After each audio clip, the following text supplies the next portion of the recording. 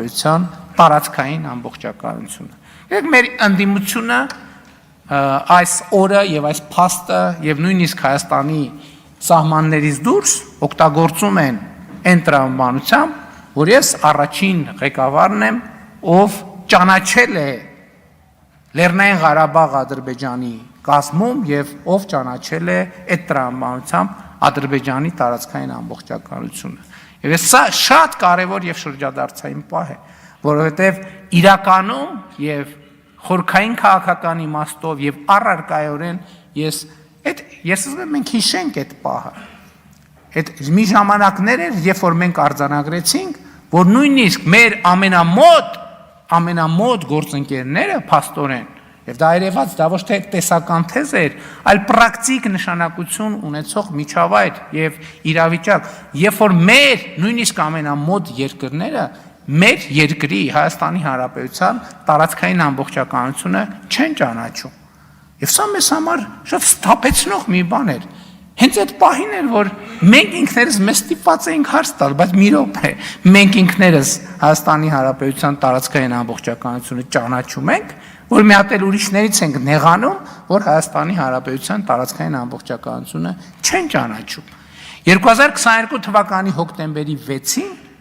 ես ճանաչել եմ Հայաստանի Հանրապետության տարածքային ամբողջականությունը, հասկանալով, որ Հայաստանի Հանրապետության տարածքային ամբողջականությունը պարփակված է հարևանների տարածքային ամբողջականությամբ։ Ինձ համար դա է այն կետը, որտեղ ավարտվել է ֆորպոստի վարչապետից դեպի Հայաստանի Հանրապետության վարչապետ տրանսֆորմացիա։ Եվ ես հիմա արձանագրում եմ, եւ արձանագրում այդ արել եմ, ուզում եմ նորից կրկնեմ, որ եւ ես սրանում միանշանակ համոզված եմ, որ մենք այսօր որպես պետություն ավելի անկախ ենք, քան երբևէ, ավելի ինքնիշխան ենք, քան երբևէ, ավելի պետություն ենք, քան երբևէ։ Բայց այսօրվա արձանագրումը իրականում ամենակարևորը չէ, կարևորը ի վերջո, քանի որ նաև խոսք է գնում այն ցիկլի մասին, որը մեկնարկել է 2021 թվականի խորհրդարանական ընտրություններով, որտեղ մեր կարգախոսն էր ապագա կա ապագա, շատ կարևոր է նաև ի վերջո պատասխանել այդ հարցին։ Լավ, մենք այդ կարգախոսը իրագործեցինք, թե չիրագործեցինք։ Կա ապագա, թե չկա ապագա։ Սա էլ է ինձ համար գրեթե ամենօրյա խորհրդածության նյութ եւ այդ խորհրդածության արդյունքում ես եկել եմ հետեւյալ եզրակացության, ինչն է գործնականում նշանակում, որ կա ապագա եւ ինչն է գործնականում նշանակում, որ չկա ապագա։ Եթե կա ապագայի նախագիծ հստակ գծագրված, ուրեմն կա ապագա։ Եթե չկա ապագայի հստակ գծագրված նախագիծ, ուրեմն չկա ապագա։ Եվ այո, մենք այդ խնդիրը լուծել ենք, որովհետև այն, ինչ մենք այսօր հանրությանը ներկայացնում ենք, որպես իրական Հայաստանի գաղափարախոսություն, դա ապագայի հստակ գծագրված նախագիծ է, եւ այդ նախագծի գոյությունն է երաշխիքը այն բանի, որ կա ապագա